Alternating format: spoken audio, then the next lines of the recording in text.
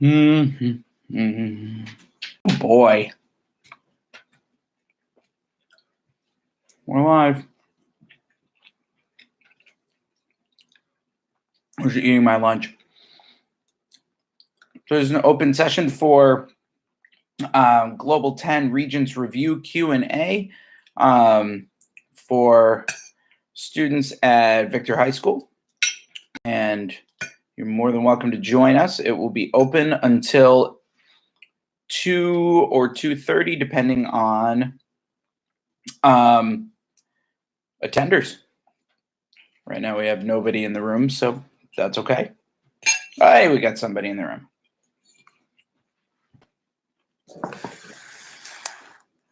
Mm-hmm.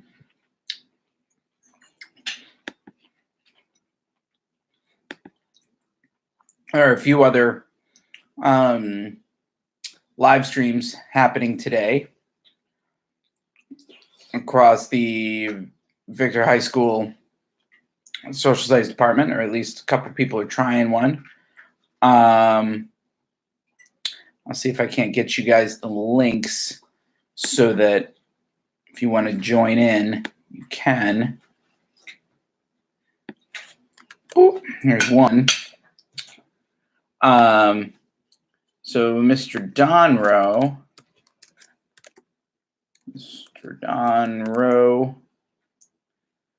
will be doing a live live review Q&A as well at 2 p.m. So you could jump from this one over to that one if you want. Here's the link. And I believe that there may be some folks who are actually at school at the building doing review sessions as well. So, man, my lunch is off the chain. Are you really showing the kids your lunch? Yeah. Broccoli, mushrooms, ground turkey, a little bit of brown rice, then a crap ton of taco seasoning, homemade, of course. And that is some serious stuff. Okay. So the whole point of this live chat this live stream is to answer your questions. So if you have any specific questions about the Global Regents exam that's coming up tomorrow, or about anything that we've covered this year, you can drop them in text form over there, and I will get to as many of them as I can. Yes, over there. I will let you know that this is a public space. Well, sort of. I'm not alone. The lovely Mrs. Musk is here, as is my daughter, Emily. So if you hear laughter or side conversation or whatever, just block it out. It's totally okay. So we've got 6 people on. No one puts me in the corner. Let's see. Who's on? Why? Why do you lie? I can't see who's on. Nope.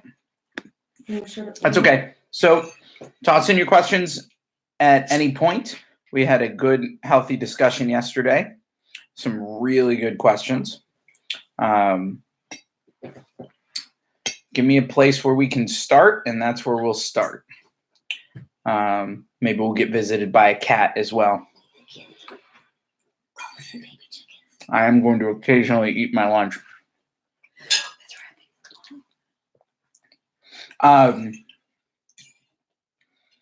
Let's see. In lieu of questions. No, it's a French word. In lieu? Mm-hmm. I don't know what it means, though. I don't remember. I think it was one of our vocab. Yeah, I just know how to use it like as a colloquialism. Give me a second. Kind of like saying vis-a-vis. Like, I'm gonna look up the French finder.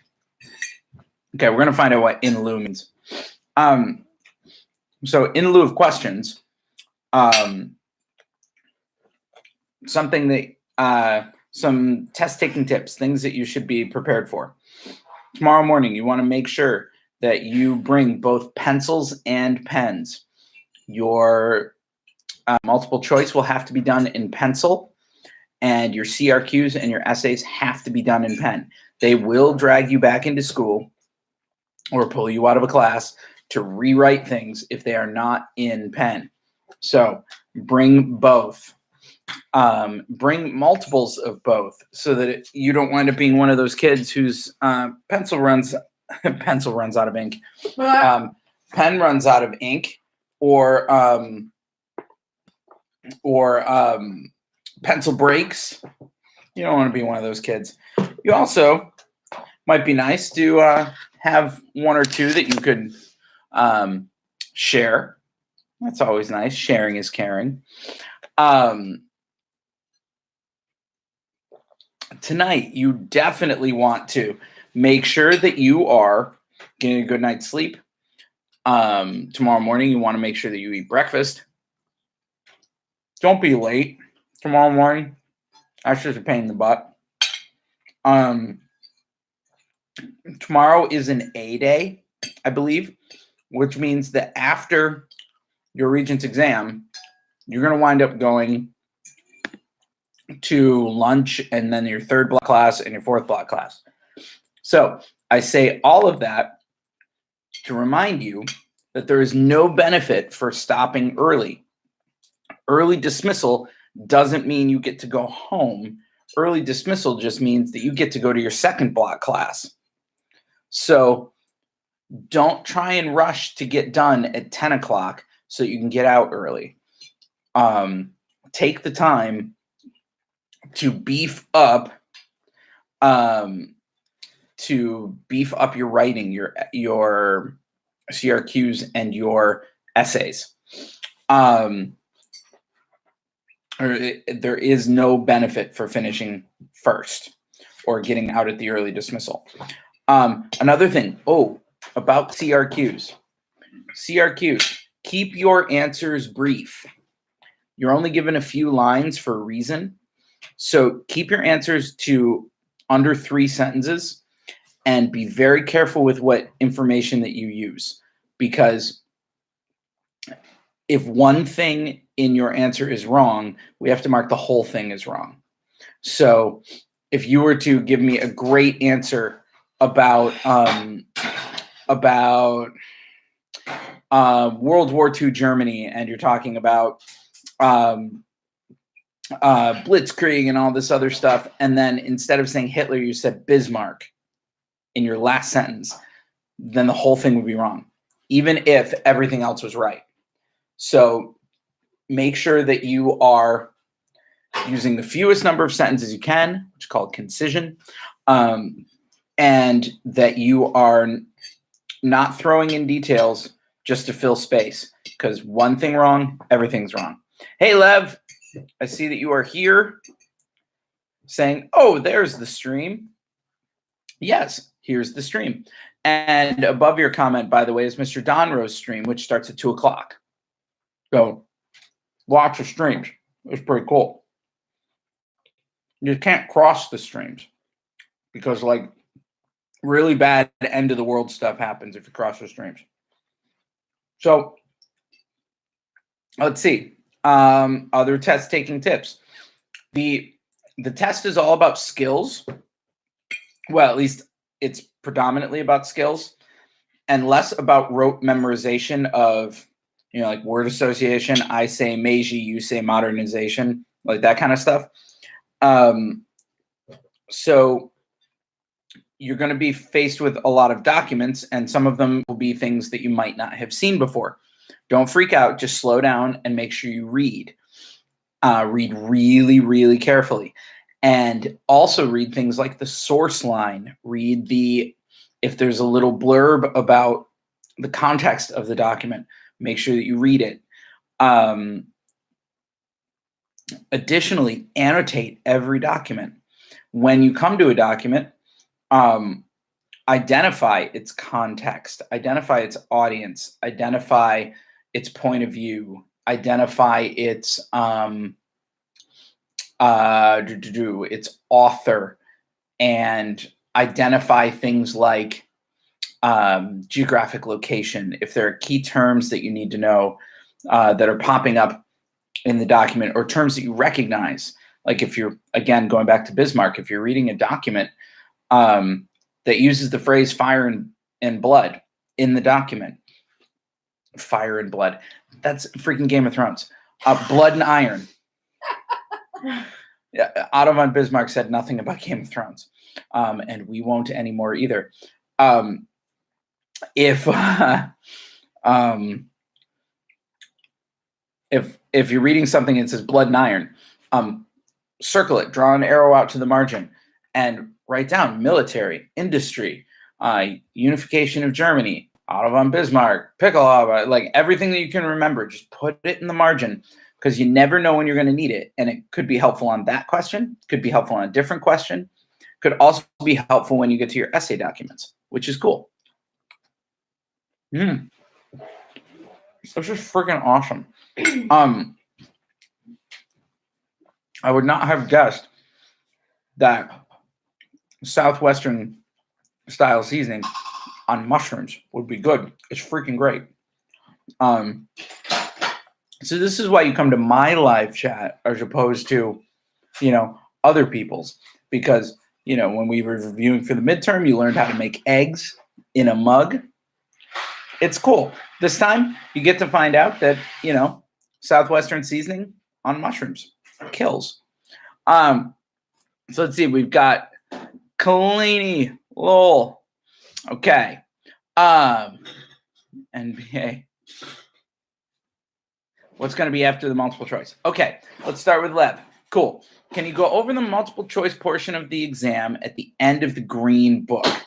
Lev, I do not have a specific, I don't have a copy of the green book in front of me. Is there a specific question that you're curious about, or what have you? Kalini, not a problem. You don't have to be in the class. That's totally okay. Ask away any questions you have. Yep. Kalani. Sorry about that. Thank you for the spelling, though. Yep. Any questions, totally throw them my way. And Lev, go ahead and drop the question into the chat window, and I'll see what I can do. NBA, MLB, what's going to be after the multiple choice? Okay, so you've got 28 multiple choice tomorrow, and then you're going to have, I believe it's 3, it might be 2, but let's prepare for 3, and we'll just assume, we'll be happily surprised if it's just 2. 3 sets of CRQ documents. Those are the sets where you have 2 documents and then 3 sets of questions. So usually it's document 1 is kind of an older document. Document 2 is more recent document. And then document 3 is going to ask you, or the question 3 is going to be asking you to connect them in some way. We've been finding, and this is not always the case, but we've been finding that oftentimes if you're looking for cause and effect in those documents, that oftentimes the first document is cause, the second document is effect, which kind of, depending on what the issue is that you're looking at, we found that the teachers have found that those relationships tend to be true. So you're going to have 2 or 3 sets of those, and then you're going to have an enduring issue essay. And that enduring issue essay is going to give you 5 documents and ask you to use 3 of them, 3 or more, in an essay related to an enduring issue, how those documents connect to a specific enduring issue. So that has a lot of flexibility and creativity to it. Hope that answers your question. Kalani asks, The difference in enduring issue essays between a 4 and a 5 is literally, they say, richly explained.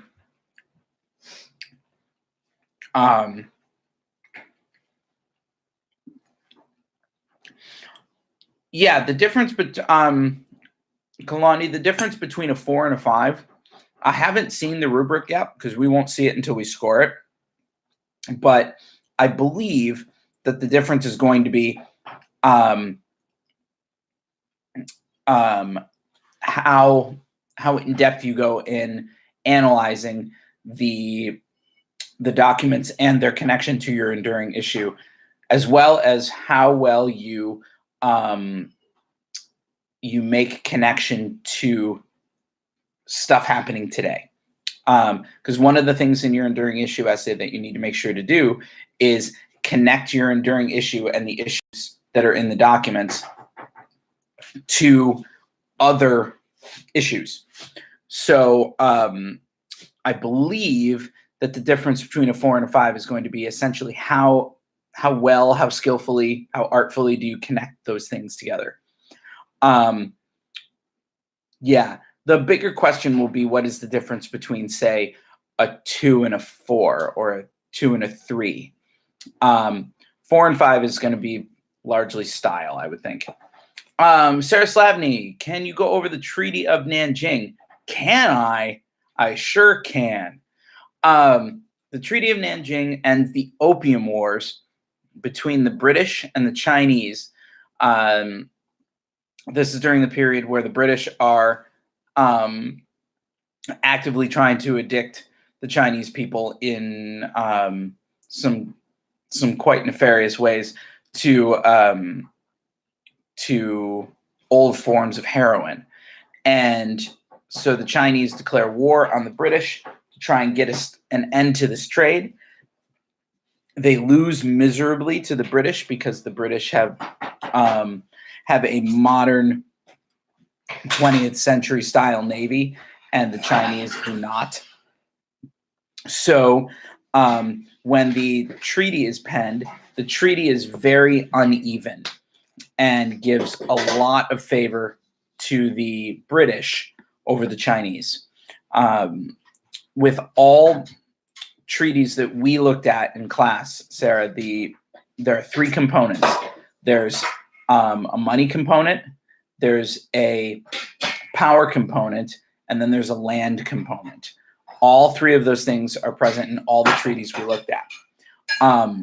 In the Treaty of Nanjing, the land piece is that Great Britain received access to a bunch of southern ports within on the Chinese border, and they also received total control over the city of Hong Kong, the island of Hong Kong, until 1997.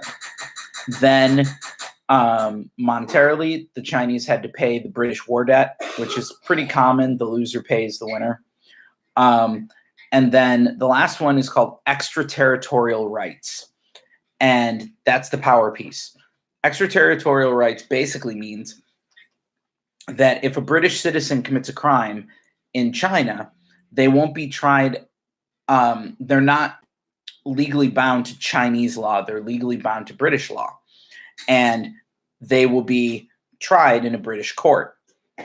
And if you remember anything about the way the British thought of the people that lived in their colonies, you know that there's very little respect given to those people who live in the colonies. Thus, if I'm a British person living in a colony and I commit an offense against a Chinese person, if I was tried in a Chinese court, that could be really bad. But as a British citizen, I would be tried in a British court, and it might not be anything at all.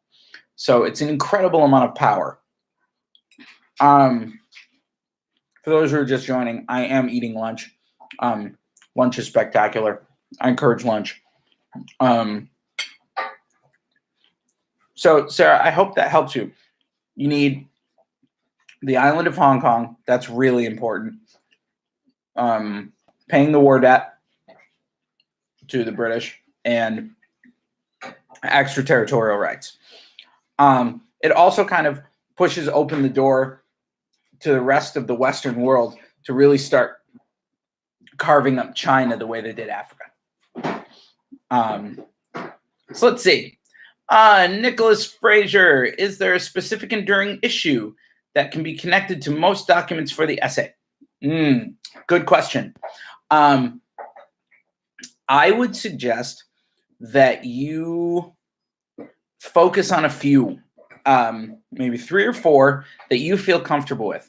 The ones that I've been encouraging my students to look at are conflict, power, human rights violations, and impact of westernization, impact of modernization, impact of technology, like those kind of impact of ones. Because those are really easy to toss around, and they apply to so many things. So much of Global 10 is learning about international conflicts or learning about power. The whole imperialism unit is all about power, and the whole decolonization unit is the undoing of a lot of that imperialism is all about power. And if you get documents on industrialization, even that's about power, because you have the power of the wealthy factory owners over the power of the workers. But then you could also say for that one, impact of technology. So conflict, human rights violations, power, or impact of modernizing. Those would be the ones that I would go to and I would feel comfortable with. Let's see. When writing the essay, how should we start our essay, and do we synthesize the documents throughout the paper? That is a great question. Dang. Okay. When you're starting your essay, you want to make sure to first identify and define your enduring issue. So, you probably don't want to be this bland, but if your enduring issue is conflict, I'm sorry, I'm being imitated by my daughter on the other side of my screen because I'm apparently doing this. What do you do with your hands in a live chat? Shut up. You understand this is preserved on the internet. Uh-huh. Okay, great. 100%. No, scram. Get out of here. Yeah. Okay. Back to things that are important. Wow. No, you just won't. No. So I'm such a loser. Anyway, I love harassing children. Perfect. You're welcome. Okay, when writing an essay, if your enduring issue is conflict, you'd want to start with something like conflict is, and then define conflict. Like if your documents are all about say a war. Conflict is when multiple nations choose to solve their problems through military action as opposed to through negotiation. And then the remainder of your introduction, you want to connect the documents you're going to be using to that enduring issue. So, conflict has been present throughout human history. In particular, when the Serbian national Gavrilo Princip assassinated the Archduke Franz Ferdinand, which led many countries treaty-bound into World War I, document 1, like that kind of thing. You want to connect each one of your documents to that enduring issue in your introduction. And then when you end your introduction, you want to make mention of how your enduring issue persists. It is an enduring issue, so it should be something that continues.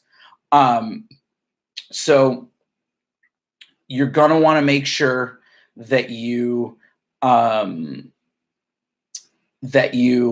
connect that enduring issue to something else that is that's either continued today or continued after the events that you're looking at in your documents. And And then as you're working with your enduring issues in your body paragraphs, each body paragraph being one of your documents, as you're working through those nested issues in the documents, you want to make sure in each one of those paragraphs that you are connecting it to something outside of those documents. So if you have a document that's about the assassination of the Archduke, and how that was the spark that led into World War I, then maybe you want to look at how other political assassinations and how those political assassinations might can increase tensions between governments, like when the Russian government assassinated a former spy of theirs in by poisoning in London a couple of years ago, and how that raised the hackles of the international community. You're connecting it to something that is continuing over time. I hope that answers your question. It was a little rambly, but we'll see. What is the essay? Wow, there are lots of good questions coming up. Okay, I'm going to try and get to all of these. And it also looks like you're talking to each other a little bit, which is great. So we've got a bunch of people from a bunch of different teachers, which is awesome. What's the essay format? It's an enduring issue essay, which is basically a 5 to 6 paragraph essay taking multiple documents and connecting them to an enduring issue, which means an issue that has persisted over time. So if you want a little bit more about enduring issues,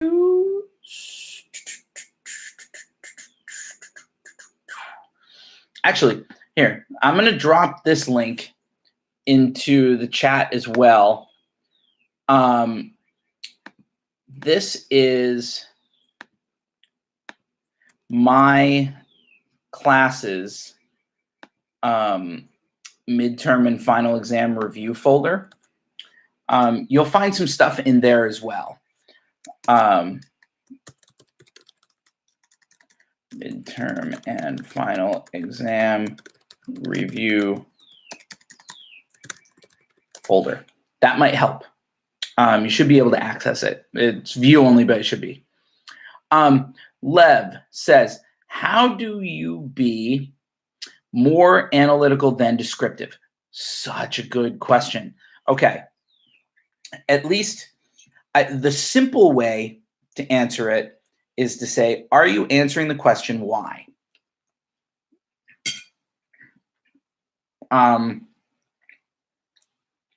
If you're answering the question why, you are more than likely analyzing.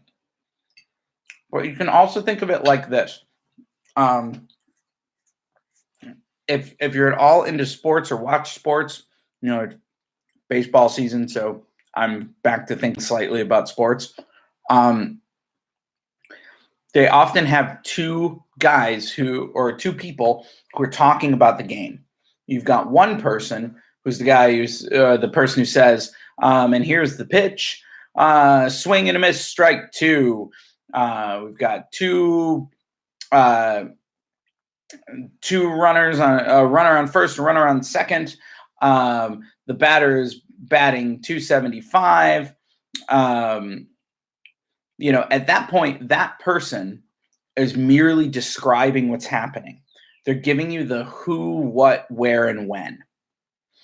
Then there's the other guy who would talk about things like, during the off season, this particular player has been working on his stance because his trainers had noticed that due to a past injury, he was standing in kind of a funny and inefficient way. So they'd been working on his swing so that they could increase his bat speed. Now that other person is starting to analyze, why is the batter standing in the stance that he is? Why did this batter spend time in the off season working on his swing? Whenever you're answering the question why, you're starting to get into analyzing. So if you're looking at, am I being more descriptive than analytical? look through your writing and how you're connecting the documents to your enduring issue and ask yourself why. So when you're looking at, trying to think of a good example. Oh, how about this? You're looking at something related to globalization. And you've got some documents related to the impact of technology on the environment. And so your enduring issue is impact of technology. And you're looking at a document that talks about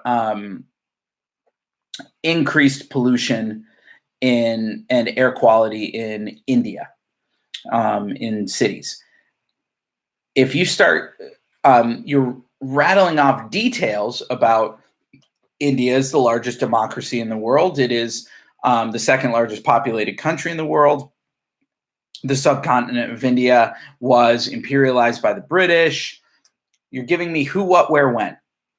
If you start to get into asking yourself, why is this important? Or why, as an American, do I care? As you're connecting it to other issues, then you're starting to get into analyzing.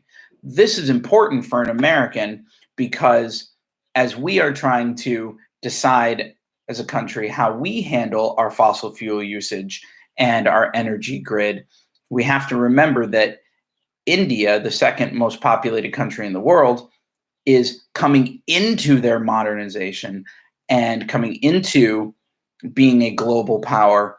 And so while we might be curbing certain things, certain fossil fuel usages, they might be increasing their fossil fuel usage, which connects us together. Our choices affect their choices affect our choices.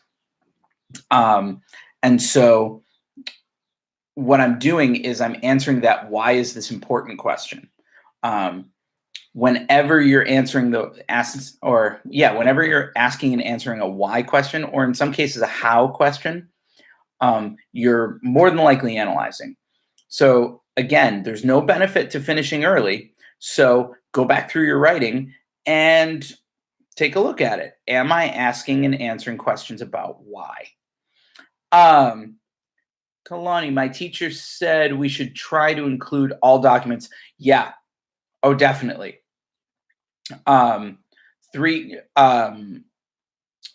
You should definitely include as many documents as you can.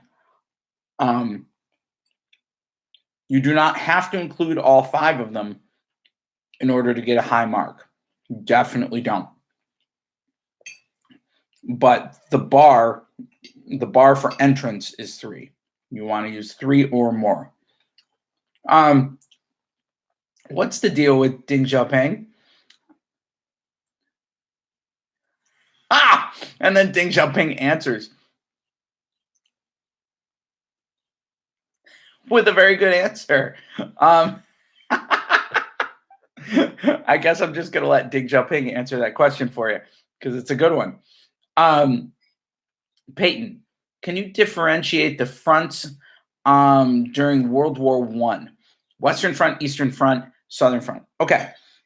During World War I, at least as far as the Regents is going to be concerned, the things that they're going to focus on is that the Western Front is the front that most people think of. It's front that's functioning in a stalemate, with thousands of miles of trenches and barbed wired mined no man's land in the middle. This is the front between the French, Belgian, and German borders, and is largely fought by British, French, American, and German soldiers. This is also the front that experienced a decent amount of chemical warfare. So those things come up regularly on the Regents. The Eastern Front, the Ostfront, is the front between basically between the German army, the Austro-Hungarian army, the Serbian army, and the Russian army. And this is typified by more expansive battles that cover more land. It's not that stalemate style attrition war. And the Southern Front, that's not a term that we use. So you might need to clarify for me, Peyton, what you mean by the Southern Front. If you're referring to like the Middle East or Turkey and the Ottomans, you may be referring to like the rise of the Young Turks and the decline of the Ottoman Empire and events like the Armenian genocide, things like that. Then again, I'm not quite sure because you might also be referring to Southern Europe or the Balkans or some of the fighting that happened in the Alps. So not quite sure. But so if that didn't answer your question, let me know. Sorry, I'm getting backlogged with questions, but I'm doing the best I can to keep on top of it. Let's see. What's the deal with Rousseau? Rousseau is the Enlightenment philosopher who is all about social contracts. Social contracts between a citizen and their government, but also between citizen and citizen. I often, and now that I'm describing it, I see that Jean-Jacques Rousseau has signed in and answered the question. Read Jean-Jacques Rousseau. It's got it. Could you clarify the Arab Spring? This is hysterical. Whoever the person who is signing in here under these names, you're brilliant. I love it. Let's see. Could you clarify the Arab Spring? Sure. The Arab Spring is a series of democratic uprisings in North African and Middle Eastern countries after the martyrdom of a Tunisian businessman. And the thing that makes it unique is that so much of it was transmitted over social media. It will lead to the downfall or deposing of governments in Egypt and Libya and Tunisia and Syria as well, and kind of leave a power vacuum in the southern coast of the Mediterranean countries and in a few countries in the Middle East. And that power vacuum is like all power vacuums. You don't really know what's going to fill it. And in a lot of cases, it was filled with equally chaotic, tyrannical governments. Particularly in Syria, it gave enough space for the rise of ISIS. So it's a little crazy. Hope that answers your question. Nick Fraser, what about Montesquieu and the Reign of Terror? Let me see if Montesquieu has joined us. Hey, Montesquieu did join us. And the answer is really solid. Montesquieu is all about three branches of government. And then Robespierre joined in. Robespierre is a radical. He's part of a group called the Jacobins. Well, probably pronounced, because it's French. But, in Western New York, we call them the Jacobins. The Jacobins are the radical left side of the French Revolutionary movement, and among the most radical was Maximilien Robespierre. who's the guy who will lead a group called the Committee of Public Safety during a 10-month period that becomes known as the Reign of Terror. So he will be responsible for over 40,000 executions. And if you're if you were one of my students, we actually do the math on that. And the math is kind of stomach turning as to what that looks like in a 16-hour workday, 6 days a week, because you clearly don't execute people on Sunday. And we did all the math, and it's real nasty. He himself will be executed because Robespierre gets to the point where he will be turning the guillotine on other people in his own party who just aren't radical enough. Yeah. But he's also, I think, Robespierre did pop in a little bit and say hi. So make sure that you are checking out Ghosts of History down here, because the Ghosts of History have joined us, which is pretty awesome. Yankees are on a roll. Sweet. Yep, because the Red Sox suck, and we want to make sure that they go home sooner rather than later. Can I go over the Treaty of Versailles? Let's see. The Treaty of Versailles. Sure. You have land, money, and rights. Yet again, this is the treaty that ends World War I.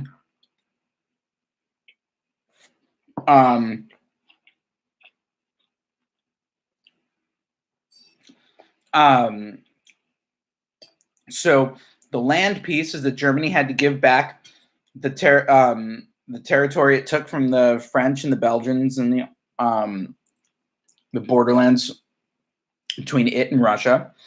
It also had to give up some colonies in China, which wind up going to the Japanese, and that comes a whole thing. Then that's the land piece. The money piece, that Germany had to pay reparations to Britain and France for the war, which is very hard to do when your country is basically destroyed. So Germany will wind up taking a great deal of loans from the United States, because, we're good at that. Then the rights piece, Germany will have to tear down its military to basically austerity, essentially a domestic police force. They have to strip their Navy and their Air Force down to nothing. And this is a really awkward place to put Germany, considering that Germany is in the center of Europe, basically, and is surrounded by people that now hate them. And I can imagine, as a German citizen, being in a place where I have no real strong military protection from my neighbors, whom I've been at war with for the last 5 years. And I can imagine that being a very tenuous position. But then the last piece was added, I believe, by the French largely, was something called the War Guilt Clause. And this is also, I think it's something we can empathize with. World War I,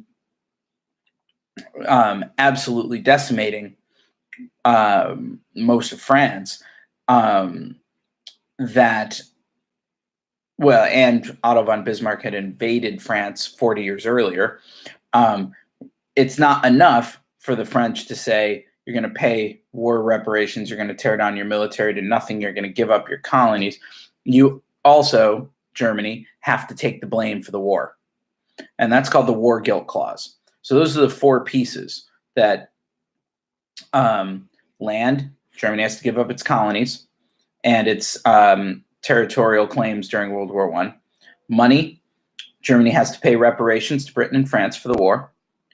Power, that Germany has to tear down its military to almost nothing. And then the the kind of little knife in the back is the war guilt clause. And those four things will lead to the rise of far-right nationalism in Germany for sure.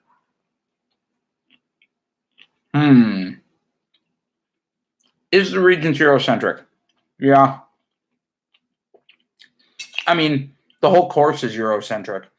As much as we talk about China and Africa and South America, what little we do, sadly, we are almost always talking about those regions' effect on Europe or Europe's effect on those regions. So it's always through this Eurocentric lens. So yeah, it's all Eurocentric.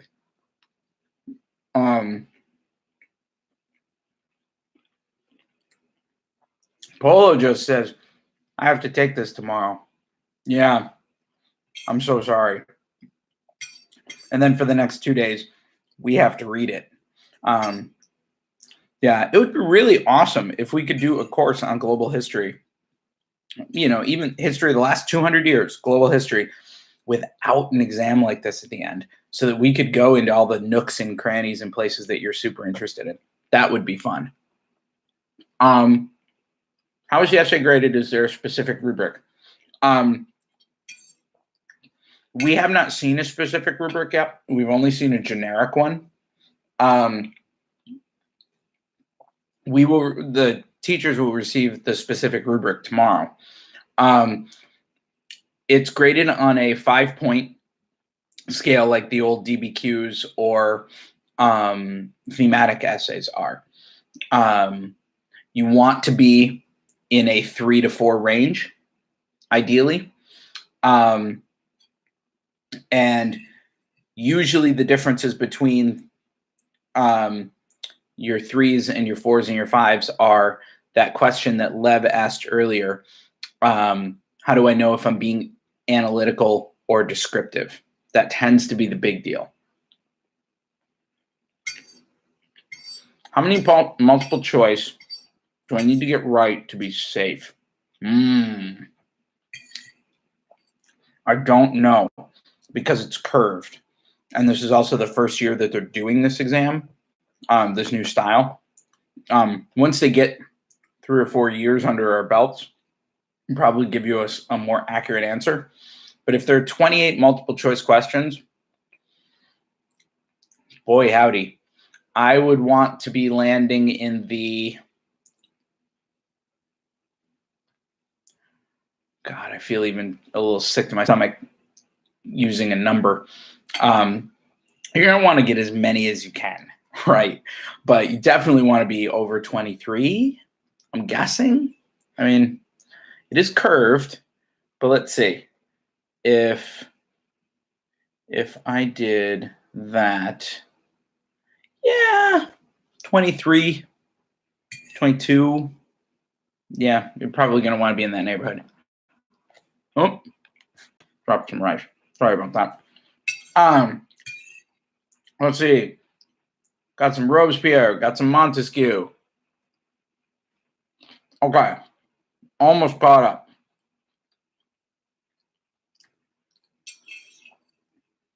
No, I'm not. Not even close to almost caught up. Holy crap. What's the Balfour Declaration? Let's see if anybody answers that. Nope. Cool. Okay. The Balfour Declaration is in 1917. It's a simple document by a guy named Arthur Balfour, who is the foreign liaison for the British government, who basically said that the British government supports the idea of the Jewish people having their own country, and that country should be located around the city of Jerusalem, particularly in the region of Palestine. That in doing so, the Palestinian people should not be adversely affected, but that the Jewish people should have their own state. And my, what a kettle of fish that's become. Nick, I missed your question. Crap. Just ask it again, brother. I'm sorry.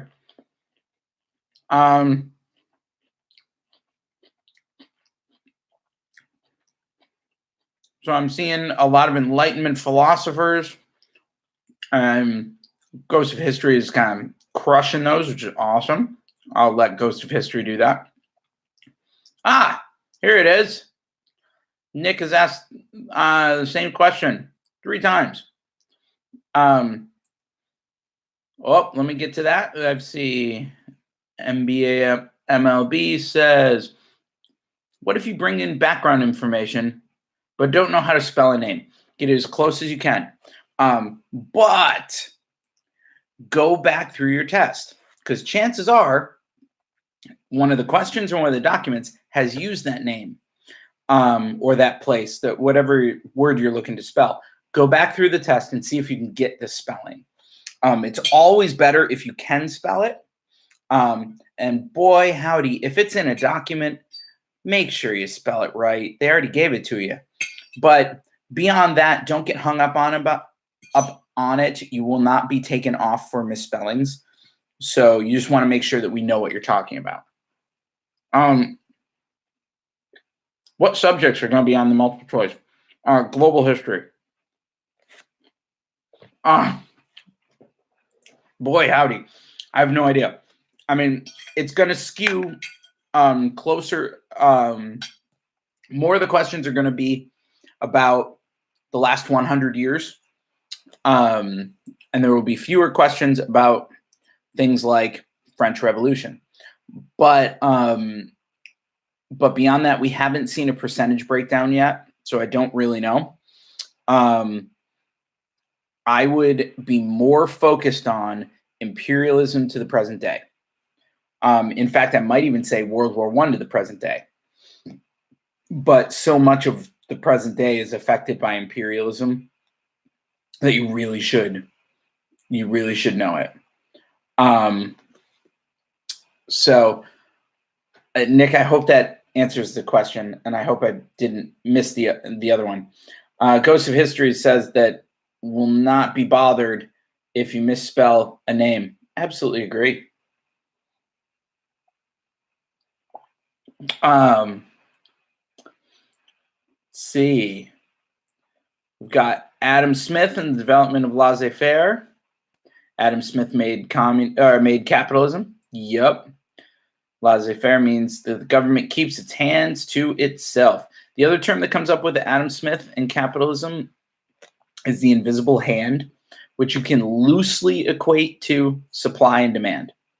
That those two functions control how economies work. KJ, do I have to include sourcing when answering a DBQ question? There won't actually be DBQ questions. Do you mean a CRQ question?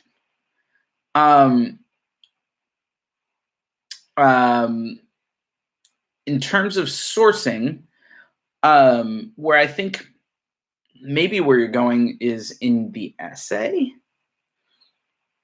The way that I would do it is, if you're talking about the essay,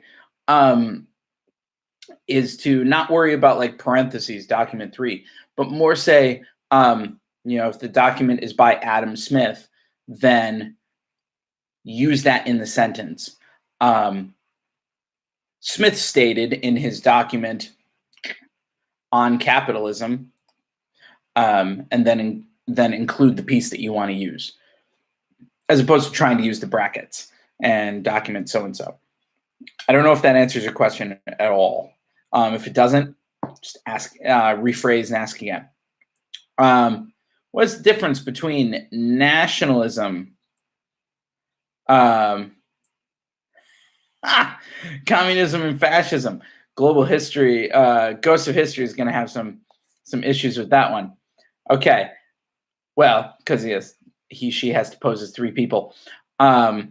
So I see Karl Marx came up, and Karl Marx is answering some questions there. That's going to be communism. And then nationalism. How did Ghosts of History hit that one? Nationalism. Nationalism is complicated. It's not just pride in one's country. Nationalism is identification as one identifying themselves as a citizen of a country, as opposed to like a subject of a king or a property of an emperor, that kind of thing. That you are now a controlling factor in your country. You are a citizen with some sense of ownership over your country. That's where pride for your country comes from, out of that sense of, this is my country. I am a citizen. Fascism, Mussolini, go there. It's his idea, and Mussolini will actually define that for himself. And so much of it is a hyper-militarized, hyper-capitalist to a certain extent,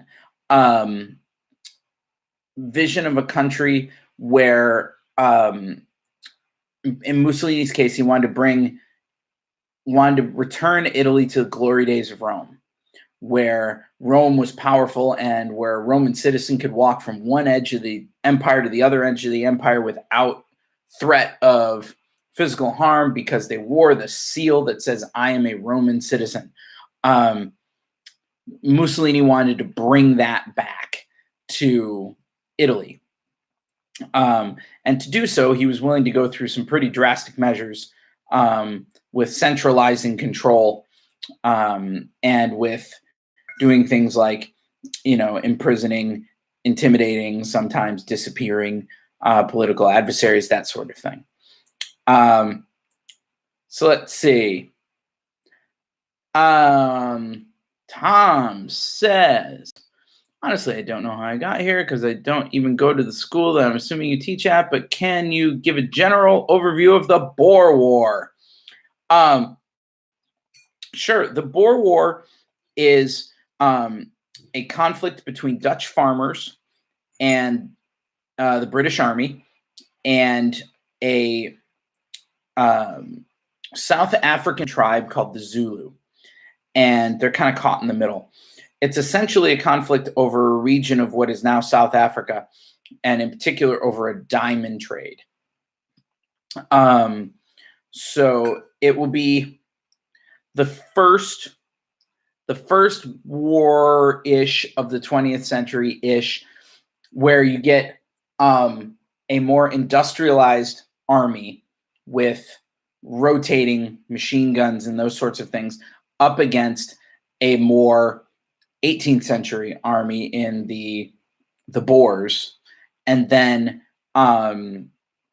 against a primitive army in the Zulu. Additionally, it's also one of the first uses of concentration camps used by the British on the Boer. So yeah, that's fun.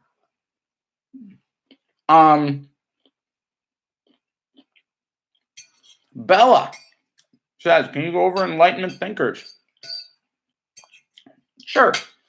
The Regents tends to like a few specifically. They like John Locke. They like Montesquieu, Voltaire, Rousseau, Mary Wollstonecraft. Yeah, they like those a lot. Thomas Hobbes comes up occasionally, but he's cranky. So John Locke believed that humanity was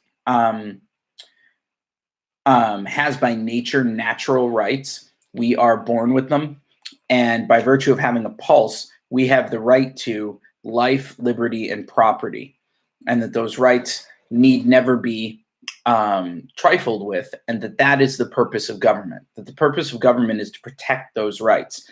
And if your government is not protecting those rights, then you, as a citizen, must overthrow it, because the power to govern is given by the citizen, not by the people governing.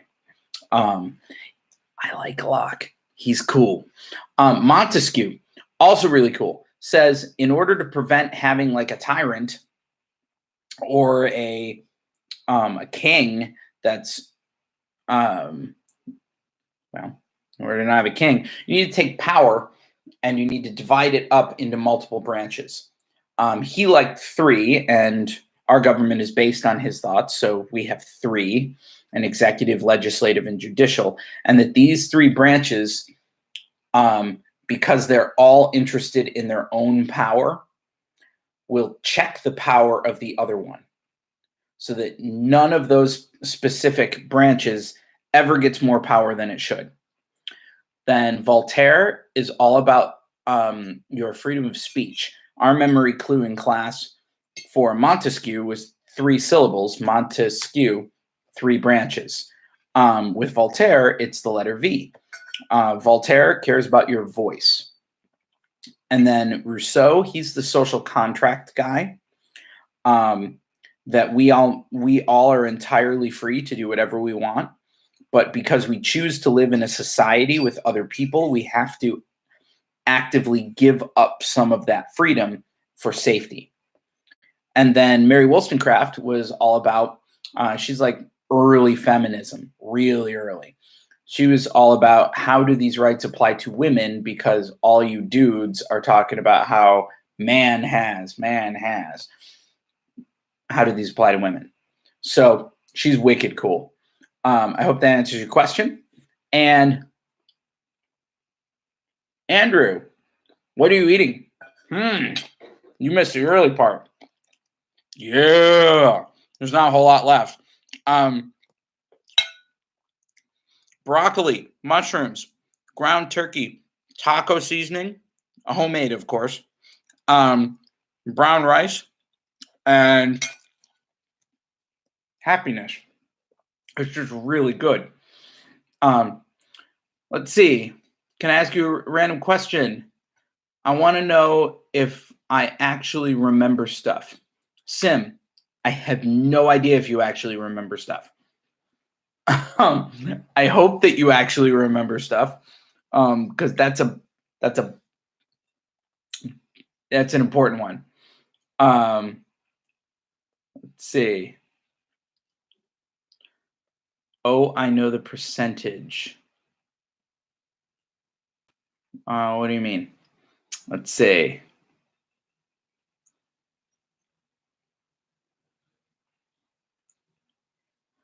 The weight of each section.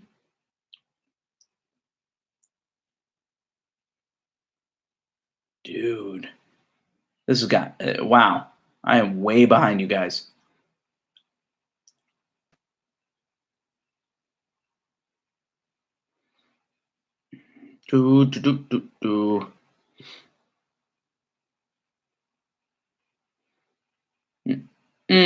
Sorry, I'm just skimming back through and seeing what I can get.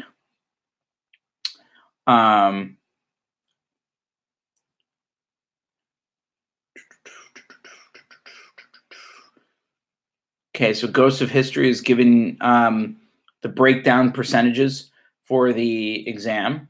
Yep, that's what I know too.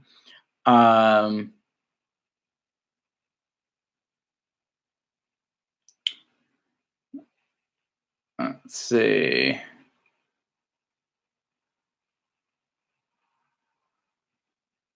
History of the Weather Greek. Spirit of Laws. Yeah. Okay, so you guys are kind of talking about the Enlightenment philosophers a little bit. Okay, I'm making it down to the bottom here. Let's see.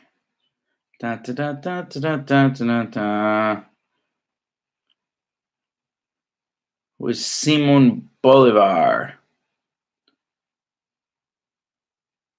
Oh, Sim says My teacher said spend only 1 hour on multiple choice. I completely agree. You don't need more than that. Ghost of History is going to rock some Simon Bolivar for you. Let's see. Haley Fisher, can you go over Latin America? Do you mean specifically guys like Simon Bolivar? Because if so, check out this dude or dudette, Ghost of History.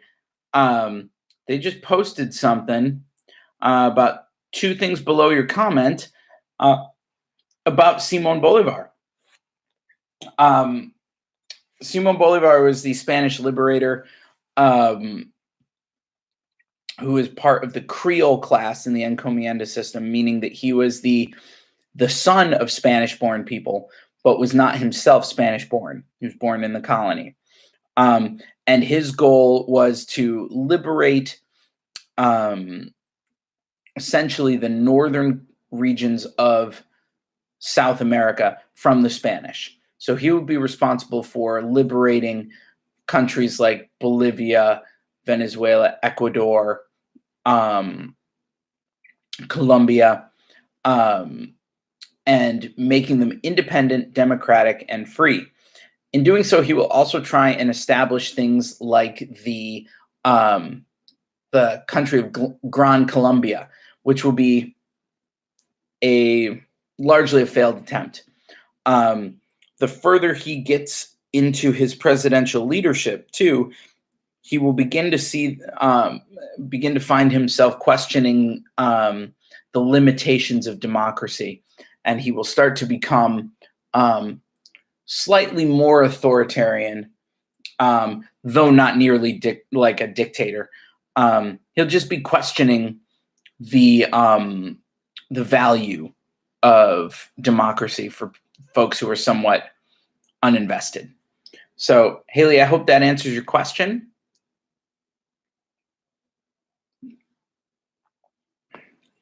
The modern era, Europe and Latin America. Lev, you're clearly pulling a title from somewhere. Can you help me out? Let me know where this is coming from.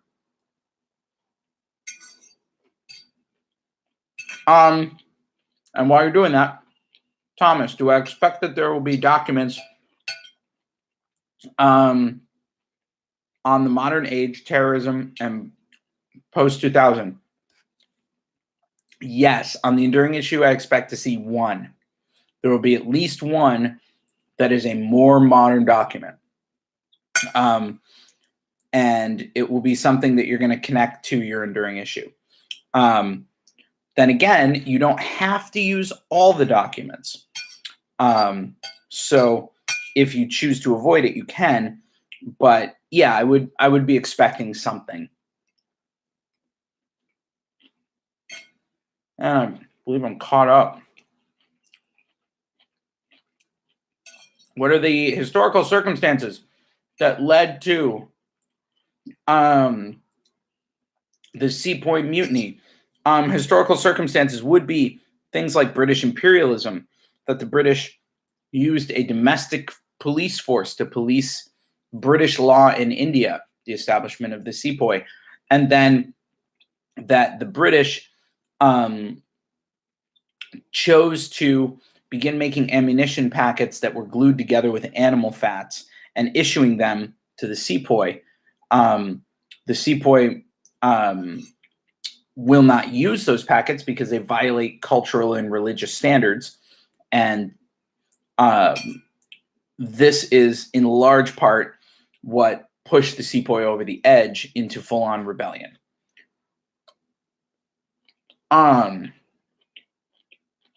Will there be Cold War related questions? I hope so. The Cold War is just awesome. Well, it was scary when I was younger, but it's fascinating. So I hope there are. Modern Argentina, Brazil, Mexico, Chile. I would not expect to see a lot, Lev. So I really wouldn't. But what I would expect to see, they might throw you something from modern Argentina, Brazil, Mexico, or Chile.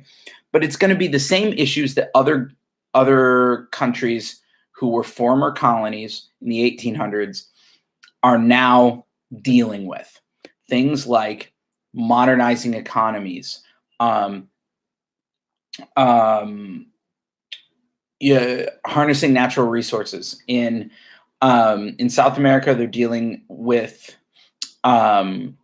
deforestation is a big deal. In Brazil and in Argentina, they've had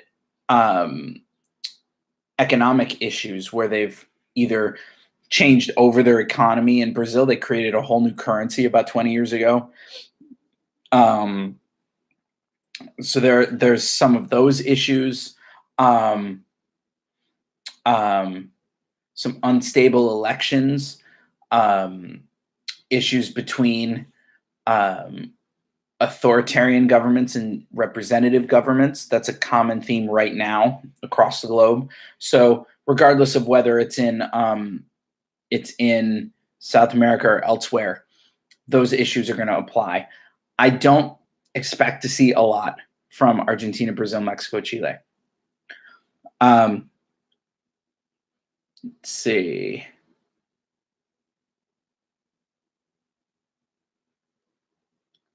Yes, Thomas, you are correct that it is easier to connect your enduring issue to continuation over time if they give you a document that's more current. Absolutely. And oftentimes that kind of points you in a direction as to which enduring issue or which small group of them you should choose. Who was Pol Pot? I think he's like number 5 on history's greatest dirtbags. He's the leader of the Khmer Rouge in Cambodia, who's responsible for the killing fields in the 1970s. So he's not a Chinese leader who had something to do with the Cultural Revolution. He is responding to a decade of U.S. aerial bombardment and essentially the Vietnam conflict coming into his country. And he will radicalize a group of people, tend to be teenagers. My students know that it's one of the scariest things in the world, I think, radicalized teenagers with guns. That's the Khmer Rouge, the Red Cambodians. And they will set up a new government, essentially, and at which point Pol Pot will declare it year 0. We are starting over. And they will attempt to wipe the slate clean by just going on a murderous rampage of intellectuals and religious leaders and government officials and parents. I mean, just really nasty stuff in the 1970s. It both qualifies as a genocide, but also as human rights violations. Pol Pot's story is nasty.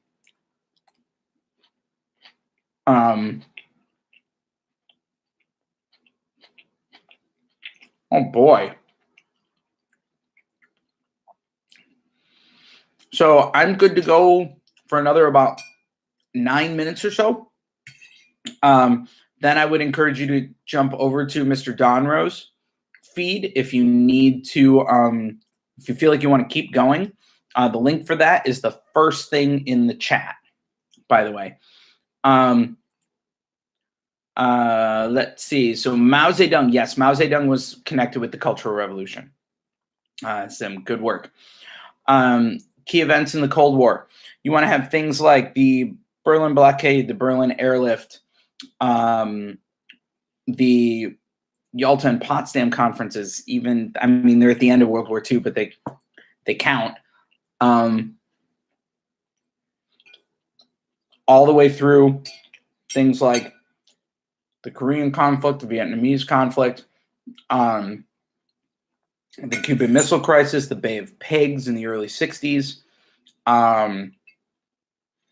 the Iran-Iraq War, the Afghani war.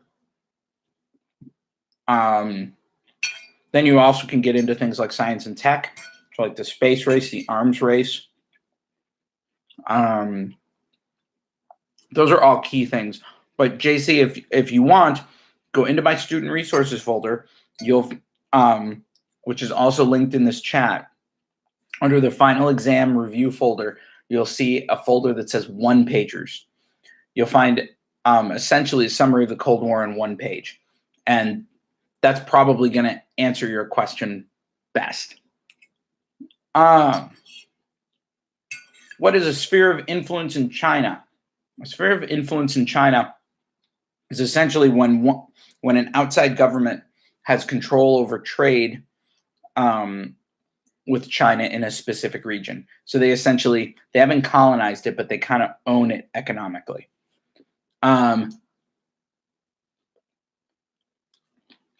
What do we need to know about the Ayatollah? You should know that he is a very,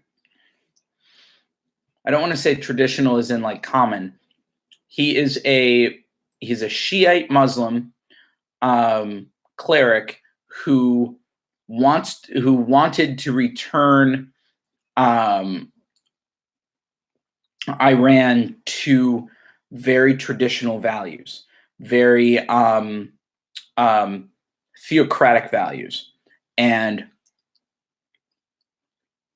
the Ayatollah was pushing against the leadership of the Shah, who we had in our pocket. The Shah was pro-West, was pro-wealth, and was sitting on a fair amount of oil. And so, he played nice with the United States. We gave him a lot of cash, and the Ayatollah didn't like that. Did not like the abuses of power that the Shah seemed to represent, and did not like the way the Shah was treating the average Iranian. And so the Ayatollah presented a counter viewpoint to that, which led to the Iranian Revolution and that sort of stuff.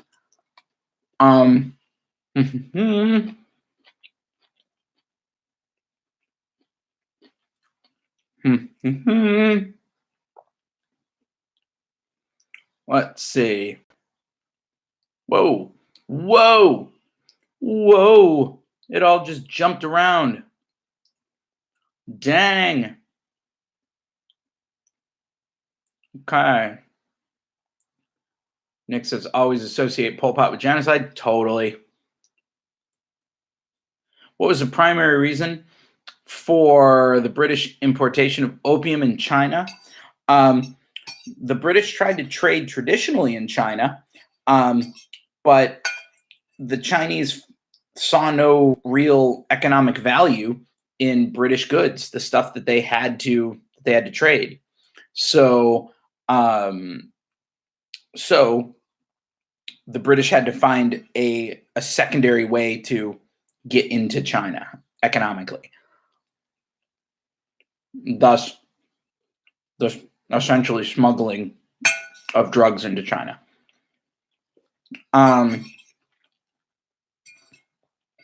Sim, I have a question. What are some common mistakes you see on the Regents, assuming you are a teacher? I am actually a teacher, which is a little scary. On this particular Regents, don't know, it's a brand new one. But what I've seen on unit tests throughout the year that are common mistakes, the biggest one, students rushing to get done. Every time I go through a test with a student and they slow down, the right answer becomes much more apparent to them, which is why I keep stressing there is no prize for getting done at the first dismissal. None whatsoever. So take your time. Read the document carefully. Read it a couple times. That extra time that you put in tomorrow will matter a great deal down the line. So, what might be an extra 10 minutes tomorrow could save you a lot. So rushing through the exam, that is a big deal. I see that in a lot of students as a common mistake. Secondly, when you're writing, make sure that you're always answering the question why. Ask why and how of everything that you're writing and answer it. Because that's when you start to get into the analysis piece as opposed to just merely describing something for us. Those two things are really big. Last but not least, this is stupid, but students don't get enough sleep and they don't eat breakfast before they take the exam. Go to bed tonight, eat breakfast, and bring the appropriate pencils and pens. You'll be okay. You will be okay. And heaven forbid everything goes to crap tomorrow. Don't worry about it. No one's going to take away your birthday. It will be okay. We'll just do it again in August. It's okay. But yeah, you should be okay.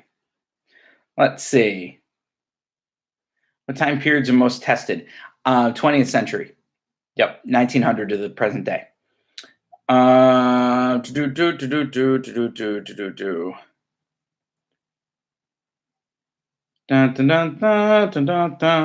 see.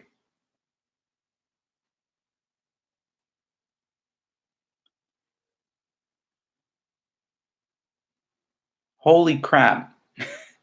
NBA, MLB, do you actually have 55,000 subscribers? You must get up very early in the morning. All right, I'm looking for my last question here. Wow, everything just jumped again. Sorry, guys. Let's see.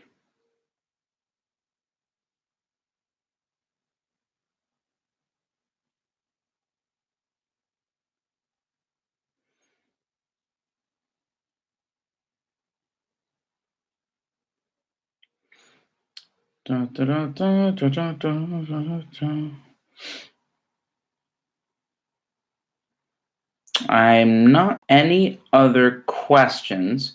Okay, so I'm going to go ahead and close this feed down. But the video will remain up on this YouTube page, so you can go back through all of everybody's comments and questions and what have you. If you want to catch more stuff, you can go over to Mr. Donrose live chat, which I think should be still going. He said he was going to start it around 2, so he should still be, I think so. You can try that. That's Mr. Donrose live chat. And if you are one of my students and you have any additional questions, you can drop a question in Classroom and it'll pop right up on my phone. Or if you want to do some one-on-one chatting or what have you, just connect with me in Classroom. So anyway, get a good night's sleep. Make sure you have pencils and pens. Don't get hung up on the French Revolution and Latin American revolutions in the 1800s. Don't get hung up on them. Focus more on recent stuff than on really old past stuff. And thank you to Ghost of History, because you were just killing it. And it's very impressive. Beyond that, have a wonderful day, friends. See you.